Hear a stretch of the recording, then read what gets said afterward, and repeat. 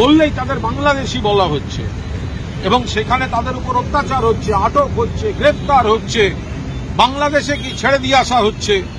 এটা কি হচ্ছে, এটা কি? ফলে সেই জায়গায় দাঁড়িয়ে এবার এটা তো হাতে নাতে ধরা পড়লো। যারা বাচ্চা দুধের শিশুকে এমনভাবে মারধর করেছে, কান থেকে রক্ত বেরিয়ে গেছে, তার মাকে মেরেছে। ফলে এই যত রকম অভিযোগগুলি আছে তারা কোনো ক্রমে পালিয়ে এসছেন, তারা মালদার বাসিন্দা, তারা একেবারে আইনের দ্বারস্থ হচ্ছেন এবং কলকাতা পুলিশে সেই ভিকটিম ফ্যামিলি, ভিকটিম মা, যার বাচ্চাকেও অ্যাটাক করা হয়েছে, তারা অভিযোগ দায়ের করছে। মেদিনীপুরি জায়গায় ছবি দেখিয়ে চেষ্টা করেছিল যে ওদের উপর কোনো অত্যাচার হয়নি, ওরা বলছে ওরা ফেরানোর ছবি দেখানো হয়েছে। পরিষ্কার বলছে যে জায়গাটা ওদের নিয়ে গিয়ে আটকে রাখা হয়েছিল, যে জায়গাটা অত্যাচার হয়েছে, সেই ভিডিওটা কোথায়? আমরা বলছি তো তাহলে পুরো ভিডিওটা রিলিজ করো। শুধুমাত্র বেরিয়ে যাওয়া, ঢোকা, যে জায়গাটায় কোনো ঘটনা নেই সেই জায়গার ছবি দিয়ে শাক দিয়ে মাছ ঢাকা যাবে না। মুখ খুলে গেছে, মুখ্যমন্ত্রী ঠিক বলেছেন, প্রমাণিত হয়েছে। ওরা ধামাচাপা দেওয়ার চেষ্টা করেছে, প্রমাণিত হয়েছে। এবার আইনেও ব্যবস্থা হবে। সুকান্ত মজুমদার বলছেন যে মুখ্যমন্ত্রী নির্বাচন কমিশনের বিরুদ্ধে মুখ খুলছেন, বিরোধীদের বিরুদ্ধে বলছেন নিষিদ্ধ করা উচিত মুখ্যমন্ত্রী। তাহলে ওনাদের যখন সুকান্ত মজুমদার, তাহলে ইতিহাস পড়ুন, যখন মুখ্যমন্ত্রী ছিলেন নরেন্দ্র মোদী গুজরাটের, তখন সেন্ট্রাল এজেন্সিকে কি ভাষায় আক্রমণ করেছেন, তখন এই সেন্ট্রাল এজেন্সিগুলোকে, এই সিবিআই বা এদেরকে উনি কি ভাষায় আক্রমণ করেছেন সেগুলো দেখুন। মুখ্যমন্ত্রী যা বলেছেন ন্যায্য কথা বলেছেন। আমরা নির্বাচন কমিশন বা অন্যান্য সব সংগঠনকে আমরা তো সম্মান করি, কিন্তু তাদেরকে যদি রাজনৈতিক উদ্দেশ্য প্রণোদিতভাবে ব্যবহার করে, ভোটার তালিকায় কারচুপির কাছে ব্যবহার করে, তো তাহলে তার প্রতিবাদ তো হবেই। আচ্ছা, নির্বাচন কমিশন বলছে যে অভিযোগটা করা হয়েছিল তৃণমূলের তরফে, যে কুকুরের নামে, ট্রাক্টরের নামে ভোটার তালিকা, তারা বলছেন যে এটা সম্পূর্ণ মিথ্যে, মানে এটা সম্পূর্ণ ভুল। কমিশন বলছে দেখুন, সেটা তাদের ব্যাপার, তাদের সফটওয়্যার, তাদের কোনটা রাখছে, কোনটা ডিলিট করছে, তারপর কথা বলছে, কি করে বুঝবে?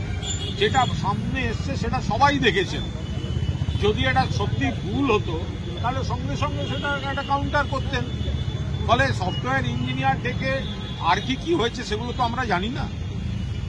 কাশ্মীরে অপারেশন শিবশক্তি বলে অপারেশন, তাদের দুজন জঙ্গিকে মারা হয়েছে, দেখুন, সেনা যারা অভিযান করছেন, আমরা সেনাদের সঙ্গে পুরোদস্তুর মমতা বন্দ্যোপাধ্যায় বলে দিয়েছেন, এই নিয়ে কোনো রাজনীতি নয়, দেশের স্বার্থে, সেনাদের স্বার্থে আমরা পুরো একজোট, একমত। কিন্তু এই যে একেবারে বেছে বেছে সংসদে পহেলগাঁও এবং সংসদে অপারেশন সিন্দুর নিয়ে আলোচনার সময় এখন হঠাৎ জঙ্গি ধরা পড়ছে, জঙ্গি মারা হচ্ছে, এই টাইমিংটা নিয়ে অনেকে অভিযোগ তুলছেন, যেটা আমরা এই রাজনীতিটা আমরা এখন করছি না সৌজন্যের খাতিরে। কিন্তু এতদিন বাদে সংসদে যেদিন আলোচনা, সেদিন জঙ্গি মারা যাচ্ছে।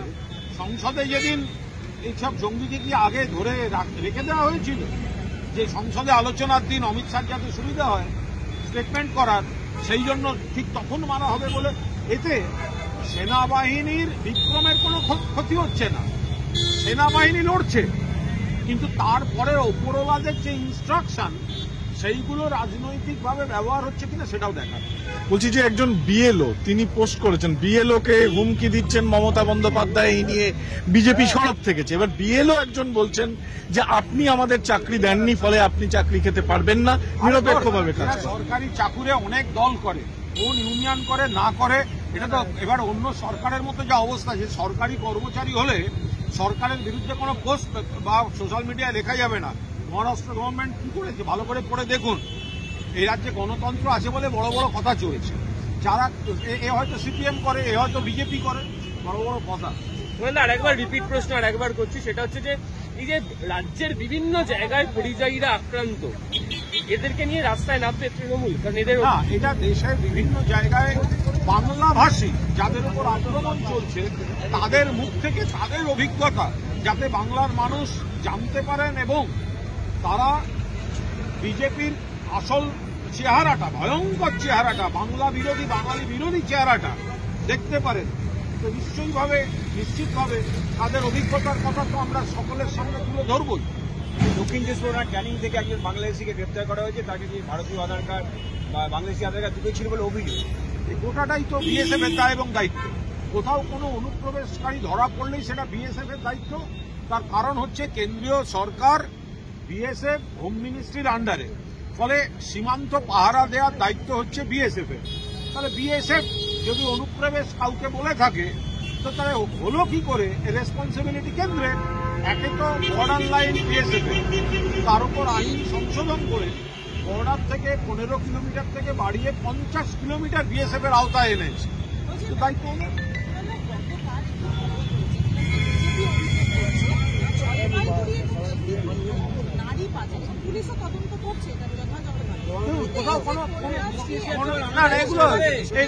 এগুলো কোনো বিষয়ই না।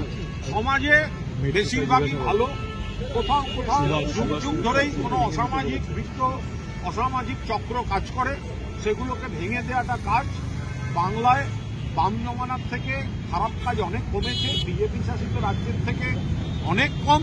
তার বাইরেও যদি সামাজিক অপরাধ, যার সঙ্গে রাজনীতির কোনো যোগাযোগ নেই, কেউ কোনো ক্রিমিনাল অফেন্স করে থাকেন, পুলিশ ব্যবস্থা নিয়ে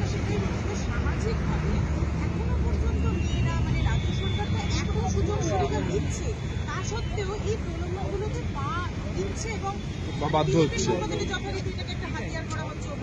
যে বিজেপির রাজ্যে কথায় কথায় নারী নির্যাতন হয়, তাদের এসব বলার কোনো রাইটই নেই। আর ওইসব জায়গায় কোথাও অ্যাকচুয়ালি কি হয়েছে সেগুলো তো পুলিশ তদন্ত করছে। কেউ খারাপ করে থাকলে পুলিশ ব্যবস্থা নেবে। বলছি, কবি সুভাষ মেট্রো স্টেশন সম্পূর্ণভাবে মানে ভাঙার এবং প্রায় 11 মাস সেটা বন্ধ থাকবে, এরকম একটা সিদ্ধান্ত নেওয়া হলো। দেখুন, এটা তো সম্পূর্ণ রেলের বিষয়। রেলের মেনটেন্যান্স, পরিকাঠামো, এগুলো তো 12টা বাজিয়েছে রেল। শুধু তো এখানে নয়, সর্বত্র। এটা তারই একটা অঙ্গ, যেগুলো মমতা বন্দ্যোপাধ্যায়ের স্বপ্নের প্রজেক্ট ছিল একসময়, সেগুলোকে রেল পরিষেবা যথাযথ বরাদ্দ তত্ত্বাবধানের অভাবে এগুলোর 12টা বাজিয়েছে রেল।